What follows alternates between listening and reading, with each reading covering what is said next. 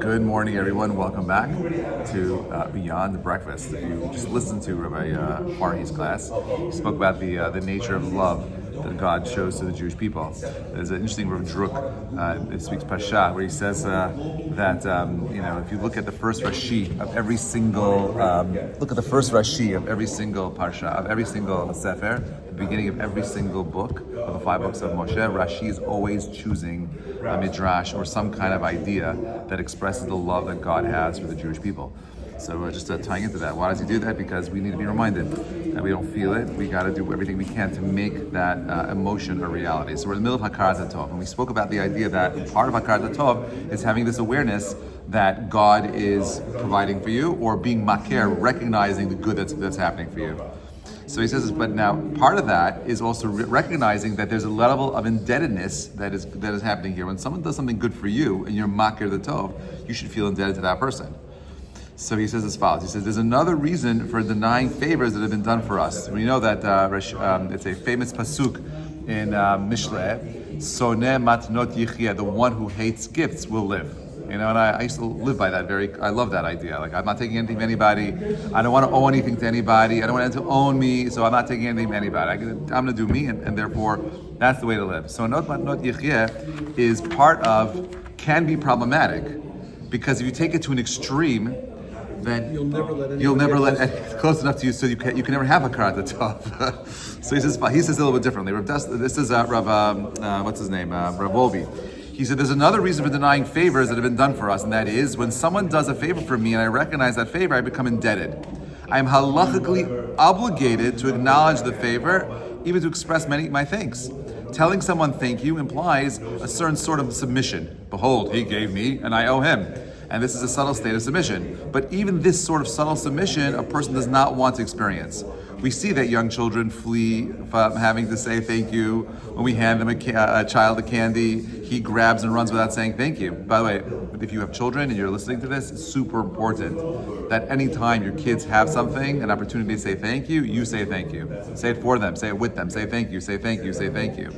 Anytime you're with them and they give you something, say thank you. That's how you teach them how to say thank you at a very early age, and they're more susceptible to seeing the gratitude in other people. And one who receives a favor is not just obligated to say thank you, he becomes enslaved to his friend, and over time he will need to return the favor when his friend needs it. And people do not like such enslavement. Therefore, a person prefers to blind himself to the favor he received and to act as if he never received the favor at all. This midah is called kafiyat tova, the opposite of hakarat hatov, kafui tov, right? Ingratitude.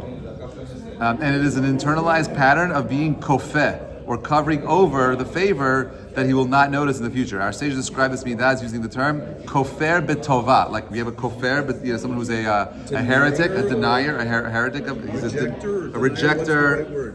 It literally means denying. Kofer means denying.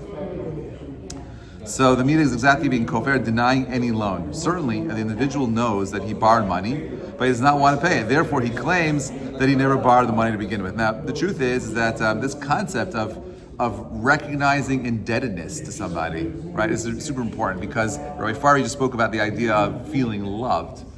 But when we talk about, love in general, love is not what the West tells us it is. It's not an emotion that happens outside of our control. Love is actually something that is very much, love is something that is very much a result of our ability to go ahead and give and provide to someone, right? So therefore, the more I give to something, the more I learn to love that thing. Right, so when we talk about our mothers to children is the greatest example. Who loves you more than anyone else in the world? Your mother. Why does she love you more than anyone else in the world? Because she's given more to you.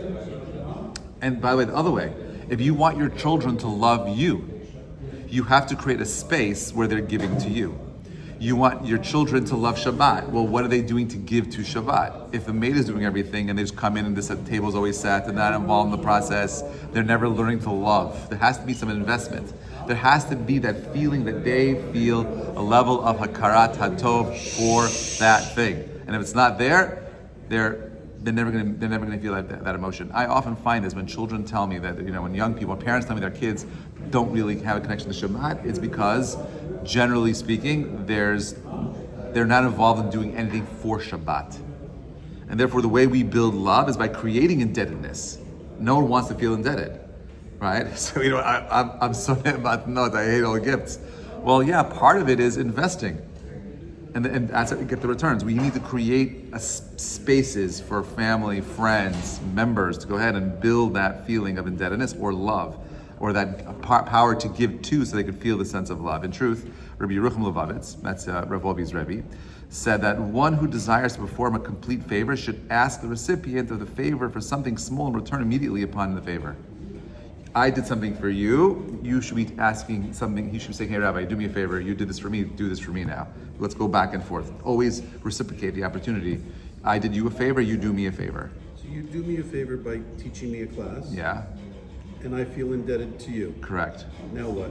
Now, you should be doing something where I feel a sense of indebtedness to you. I bring you your coffee. You bring me my coffee, you give me an amazing stock tip, you give me some other information, whatever it is, feel indebted to you. And I no longer feel as indebted to you. Correct. Although we've built a stronger bond. Correct. And now we've covalent. Covalent bond. And Torah discussion about that's why that you're really not supposed to feel that. That's why you donate anonymously. right, that's true. But we're saying something now when it comes to people, and when we're trying to build this. Remember, right now the conversation is, well, how do I work on having more hakarat hatov? So he's identifying an issue. There's a problem in the system over here because the nature of being feeling that level of gratitude means I'm indebted to that person, and I want to feel indebted to that person.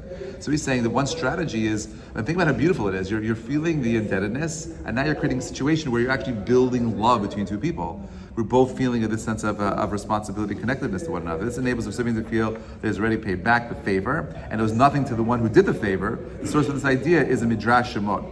Therefore, God tells to Moshe, take to yourself purified olive oil, shemen zayit zaf. Not because I need the lights, Up the stairs. Rather, you should illuminate it for me just as I illuminated it for you. So you see that Hashem is telling Moshe, do this shemen zayit zaf, because I don't need the light. Because the same way that I brought light into the world, I want you to do it for me. I want there to be this reciprocal favoring for both of us. Slowly. Yes. Hashem brings light to the world. Yeah. And we feel hakarat hatov to him. Correct.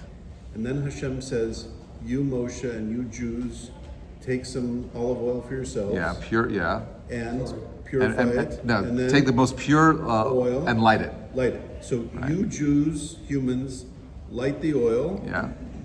And then I Hashem will feel indebted to you, and then you will feel. The quote is, you should illuminate for me just as I illuminated for you. And what Volby says is this can be compared to a man with sight and a blind man that were walking. The man with sight says to the blind man, come and I will guide you. And the blind man walks with him. When they finally enter the house. So at that point, the blind man feels hakarat hatov and indebted to the guider. Correct. Now what? When they finally enter the house, the man with sight tells the blind man, go light for me a candle and illuminate the way for me, so you will not feel indebted to me for escorting you. This is why I want you to illuminate for me. This is all from the Midrash. This is a quote from the Midrash. Here, the man with the sight represents the Holy One, and the blind man represents Jewry. The Holy One illuminates the way for Jewry and guides them. When Jewry comes to build a Mishkan, Hashem calls to Moshe and tells him, take for yourself purified oil. Jewry says to Hashem, you light my candle, and you tell us to illuminate the way before you. Hashem responds, I made the request to elevate you so you could illuminate the way for me, just as I illuminated the way for you. So therefore you have this amazing duality where you have each one doing for the other. And what God's really telling us is figure out a way of not feeling the indebtedness on your own. Like, you can be an active participant as opposed to being this spectator of the world. Well, God does everything, I can't do anything. No, in all the hakarat hatov that God does for us, our responsibility is to do something back to the world itself, so we don't feel that indebtedness. To the world, but not to Hashem. Well, when we do to the world, it's to Hashem. So giving $1 of tzedakah to someone is giving to the world. Yeah. And thus when you're giving that act, it's like you're becoming God-like. In the same way that God gives to you, you're giving also. Not that you feel less indebted to Hashem, but you feel less needy that you have been only a recipient, but now you've also been a donor. And that's Kiddush Hashem, by the way. What you just described is the process of Kiddush Hashem, when you become God-like. Right? That's the totality of all the mitzvot that God gave us, is this a powerful ability to, God giving is empowering us to become like Him. You don't have to be this, you are finite, it's true, but you have the power of connecting to the infinite midot that God has showed us. Behold, he said, the Holy One interacts with Juri, such a way as to do for them a complete favor.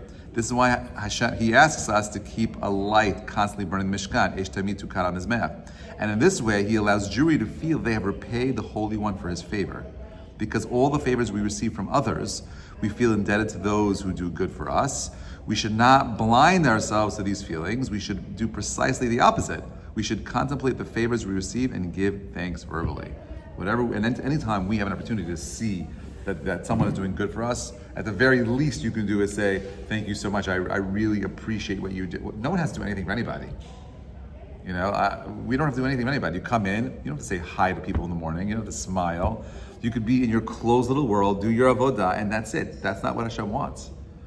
Right? We say that your face is in Reshut HaRabim, and therefore what you put in Reshut HaRabim, it goes into the world. And there's so many layers to this. So on the simplest level is, God creates a world where we're totally indebted to Him.